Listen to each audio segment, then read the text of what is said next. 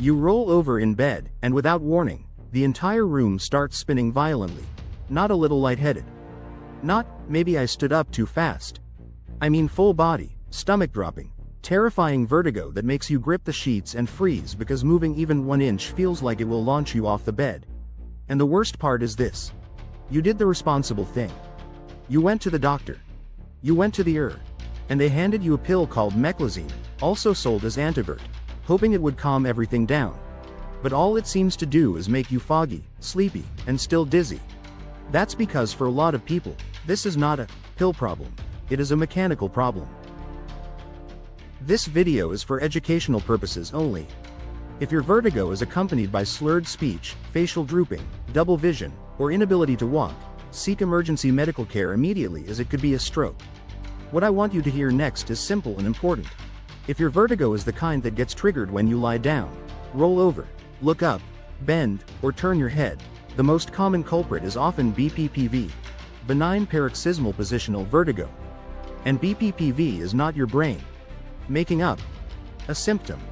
It is a real inner ear disorder, and current guidance emphasizes repositioning maneuvers while discouraging routine use of vestibular suppressants for BPPV.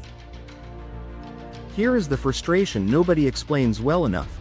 Meclizine can sometimes dull the sensation, but it does not pick up the debris in your inner ear and move it out of the way. It does not reset the system. It does not repair the root cause. It just quiets the signal. That can be useful for very short-term symptom relief in some situations, but when people keep taking it over and over for positional vertigo, they often stay stuck in a cycle of fogginess, imbalance, and fear without actually solving what set the vertigo off in the first place. That is why so many people feel like the pill is doing something, and yet nothing is truly changing. BPPV happens because tiny calcium crystals, called otoconia, belong in one part of the inner ear, but sometimes they break loose and drift into a semicircular canal. Think of the inner ear like a precision gyroscope. It is supposed to tell your brain exactly how your head is moving. But when those crystals are floating where they should not be, every head turn becomes a false alarm. The fluid shifts, the sensors misfire, and your brain gets a violent message that says, "We are spinning," even when you are perfectly still. That is why the room can lurch the moment you lie back, roll over, or glance upward. It feels dramatic because the signal is dramatic. And this is where people get trapped. They treat a mechanical issue like it is a chemical imbalance. But if a crystal is in the wrong place, you do not need more numbing. You need the right movement strategy. In clinical care, that usually means a repositioning maneuver performed by a trained clinician, such as the Epley maneuver, so the particles can be guided back where they belong. That is why I want to introduce a different way of thinking about recovery. Not, how do I suppress this forever? But, how do I support my balance system so it can normalize? That is where a physical, exercise-based blueprint can fit in as an adjunct, helping you work on gentle head, neck, and shoulder mobility, reduce guarding, and support the process your clinician is already addressing. So before you take another pill and wonder why the spinning keeps coming back, remember this. Positional vertigo is often not a brain problem to sedate. It is a balance system problem to correct. And in the next chapter, I am going to show you exactly why the vertigo pill myth keeps so many people stuck. Let us slow this down and look under the hood. Your inner ear is not just a vague, balance organ. It is a finely tuned motion detection system built to tell your brain when your head is moving and in what direction. Inside it are the semicircular canals, and they work like a biological gyroscope.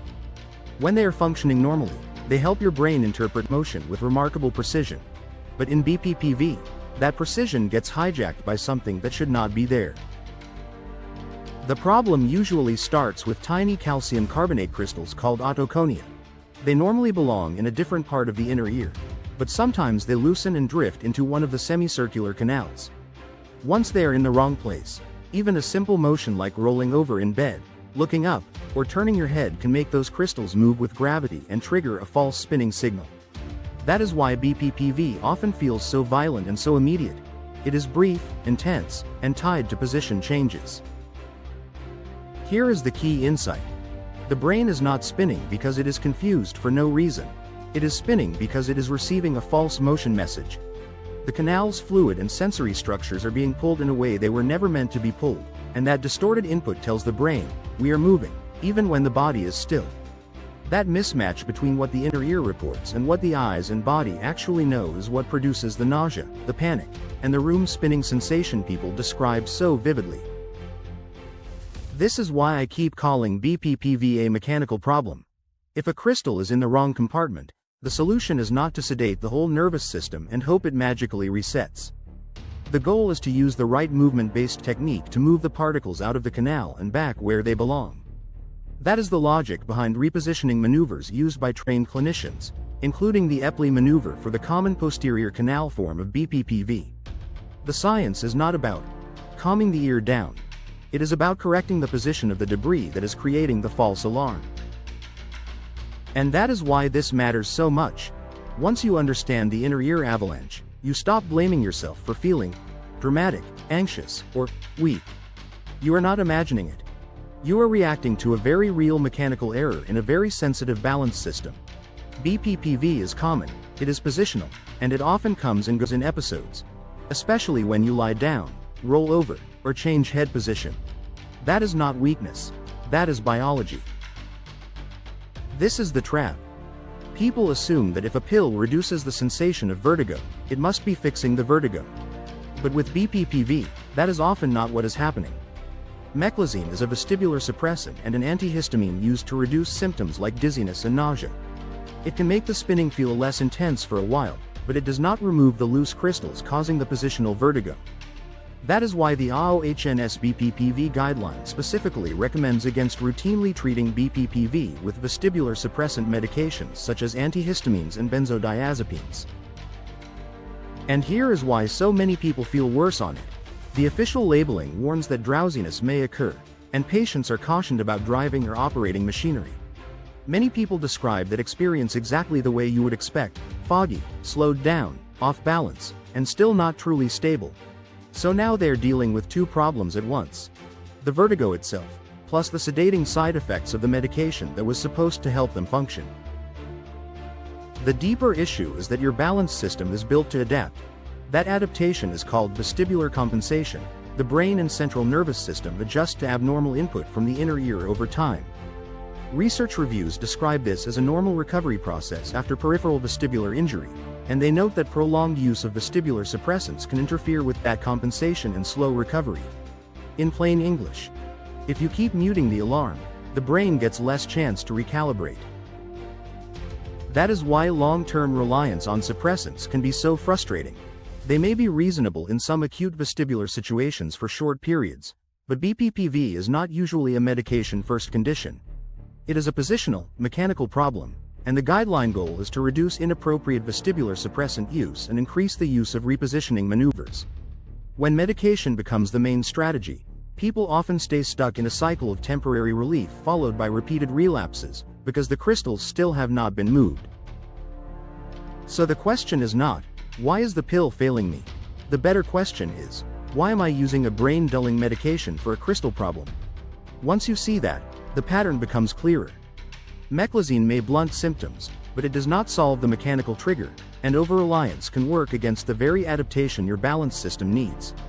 That is why the smartest next step is usually not more suppression. It is the right physical correction, followed by the right movement-based support. Meclizine can sometimes reduce the noise, but in BPPV it does not move the crystals, and long-term suppression can slow the brain's natural compensation. In the next chapter, we get into the mechanical solution, and how gentle physical support can help your balance system settle down. Now we get to the part that changes everything. A mechanical problem needs a mechanical solution. If the issue is loose crystals in the wrong place, the answer is not to keep sedating the nervous system and hoping for the best. The answer is to use the correct movement strategy to guide those particles back out of the canal. That is why trained clinicians use repositioning maneuvers such as the Epley maneuver for the most common form of BPPV. This is not guesswork. It is a precise, physical correction based on how the inner ear actually works. And this is where people often need something more than just the maneuver itself. Because once someone has had repeated vertigo, the body can become guarded. The neck tightens. The shoulders rise. The person moves less. They turn their head cautiously. They brace before lying down or getting up. That protective pattern can make the whole balance system feel even more fragile. So part of recovery is not only moving the crystals, but also helping the body feel safe moving again. That is where a gentle educational support plan can be useful as an adjunct. A structured program like the Vertigo and Dizziness program is designed to complement, not replace, your clinician's care by walking you through simple head, neck, and shoulder exercises that are gentle, controlled, and easy to follow. The goal is to support mobility, reduce unnecessary tension, and help your body re-engage with movement in a calm, organized way.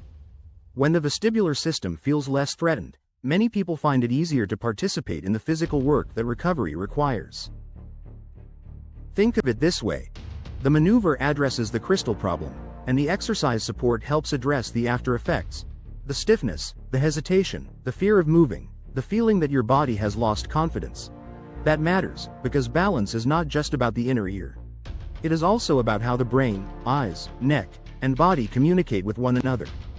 When those systems get out of sync, you want to restore cooperation, not create more suppression. So the message is not, do nothing until it passes. The message is, stop treating BPPV like a chemical mood problem and start respecting it as a physical balance disorder. Get the crystals addressed the right way.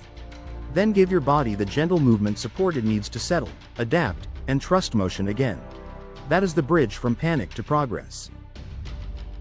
The real strategy is simple. Correct the mechanical cause, support the body with gentle movement, and stop relying on suppressants to do a job they were never designed to do. So let us bring this all together.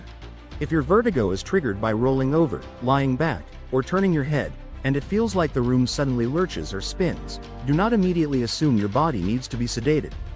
In many cases, that pattern is far more consistent with BPPV, a mechanical inner ear problem that is usually addressed with repositioning maneuvers rather than routine vestibular suppressants. The big idea is simple.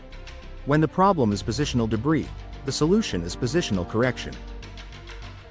So stop blaming yourself for not getting better from a pill that was never designed to move crystals. Stop assuming the strongest answer is the most sedating one. And stop dulling a balance system that needs the chance to recalibrate.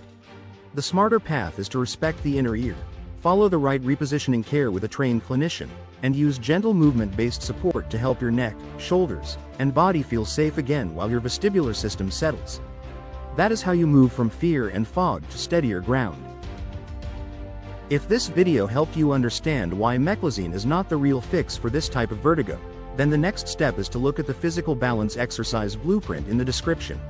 It is designed as educational support for the process, so you are not left guessing what to do with your head, neck, and body while you are working on the root cause with proper care. This video is for educational purposes only and is not a substitute for medical evaluation or treatment. If your vertigo comes with slurred speech, facial drooping, double vision, new weakness, severe headache, or trouble walking, seek emergency medical care right away because those can be signs of a stroke or another serious condition. For suspected BPPV, work with a qualified clinician to confirm the diagnosis and guide the right treatment.